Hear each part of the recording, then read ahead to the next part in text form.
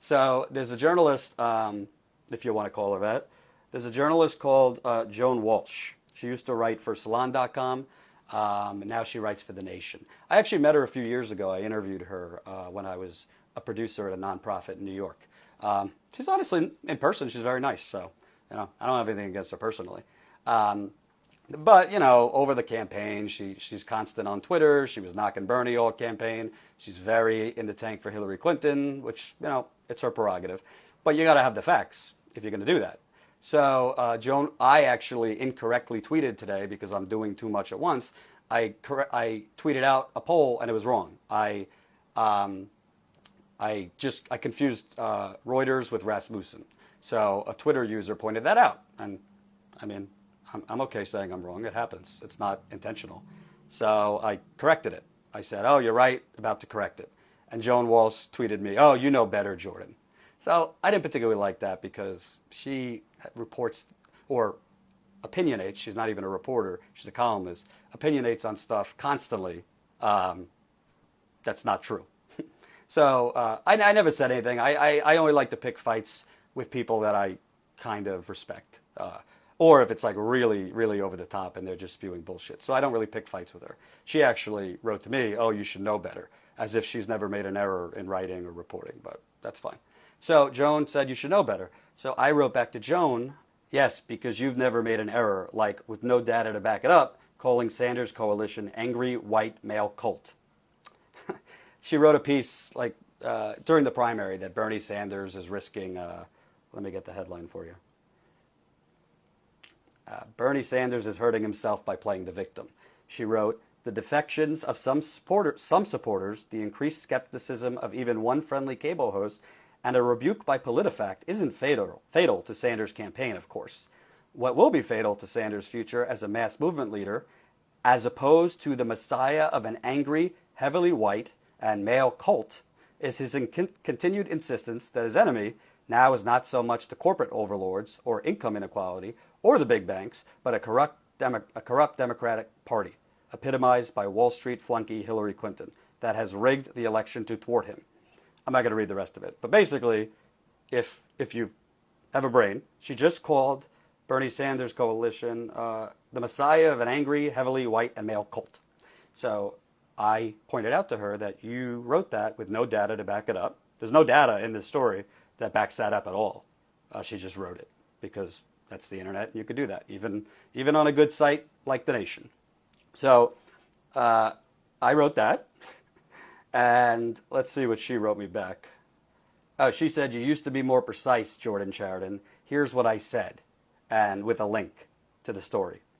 And she pointed out that she said, if Bernie Sanders becomes like this. So I just, wrote back, you used to be more precise, Joan Walsh. Here's what you said.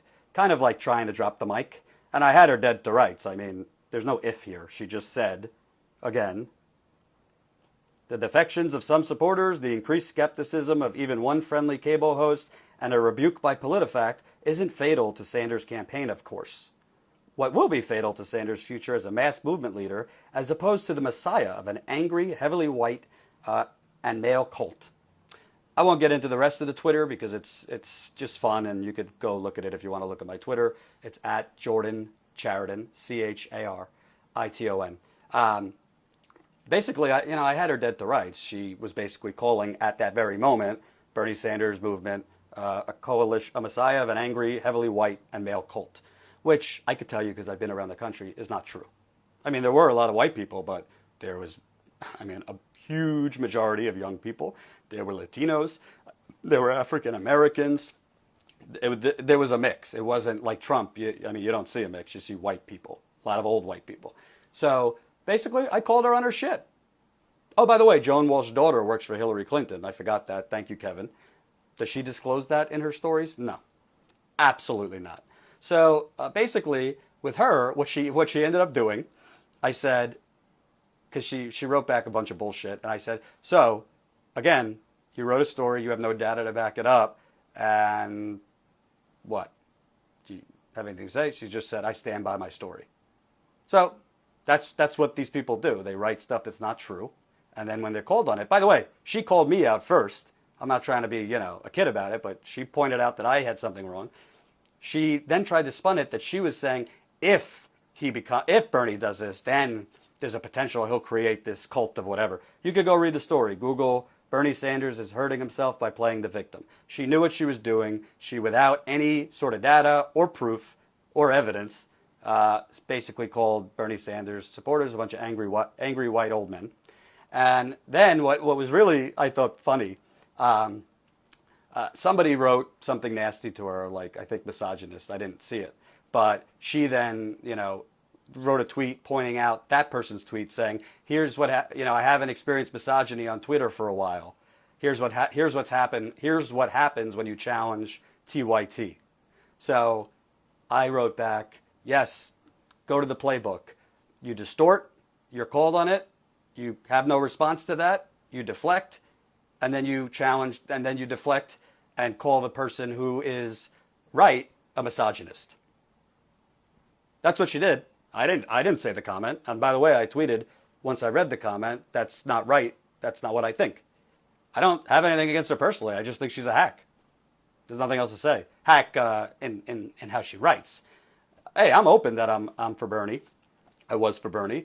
I covered Bernie a lot, but I never distorted facts, and I always had data to back it up. She has done that for Hillary Clinton, and she does it on cable news all the time.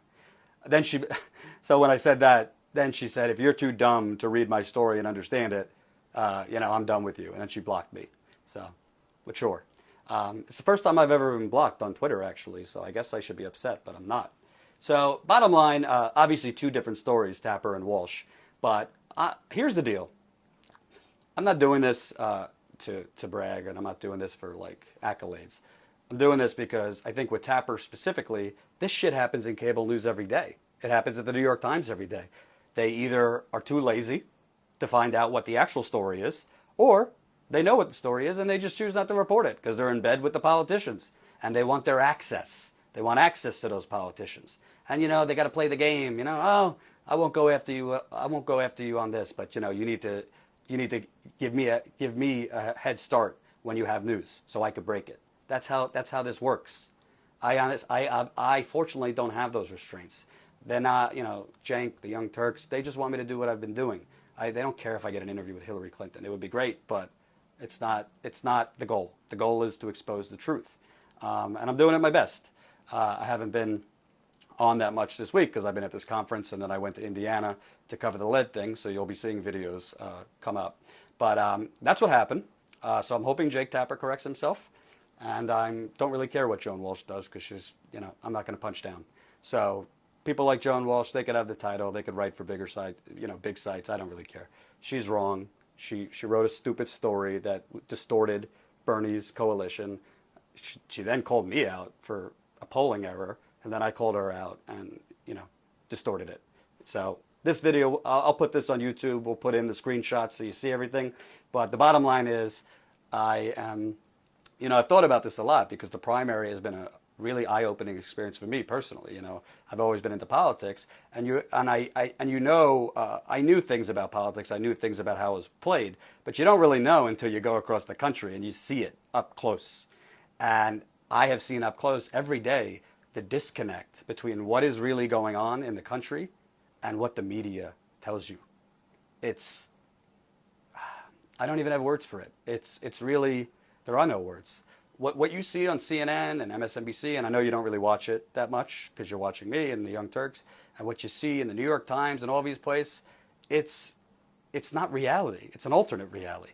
They're covering a horse race, and they're covering the process, and they're not covering a lead crisis in East Indiana.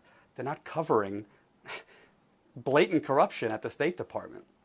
They're not going out and finding people that are homeless or poverty, uninsured, they're not doing that. You got Democracy Now! Who does those things. I do those things. Independent journalists do those things. Public radio sometimes does those things.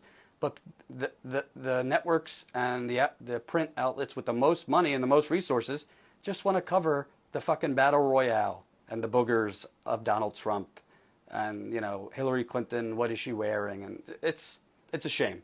And it only vindicates what I'm doing now. So I'm happy that I could share this with you. I'll be having more videos come out. I'm leaving Chicago tomorrow. I'm going for a week to Portland. I'll be working from there. And that's it. So stay tuned. Hold on, Jordan. If you could find out news about the Standing Rock situation, it would be appreciated. I'll look into it. First I heard about it. I thank you guys again for being my viewers. You know, I've always thought it's bullshit when people say, "Oh, I wouldn't be here without you." They're just pandering. But with me, it's really true. I mean, before this was not proven on air, at least. So the fact that TYT Politics keeps growing, and the fact that you guys keep responding with the comments and sharing stuff and retweeting, it obviously shows that when you cover things the right way and you cover what real people think, there's an audience for that. And it's not just me. You know, Eric has been a great editor and a great cameraman. We fight like dogs sometimes, but that's to be expected. Our intern, Emma, has been terrific. She actually, her talent is way beyond what an intern you would think is. And I'm hoping we could have her stay on. And I'm just going to keep doing what I'm doing. So stay tuned for more. If you haven't subscribed yet, youtube.com/TYTpolitics. If you have, talk to your friends, talk to anyone you know. We got to grow this. And that's it. Thanks for watching, guys.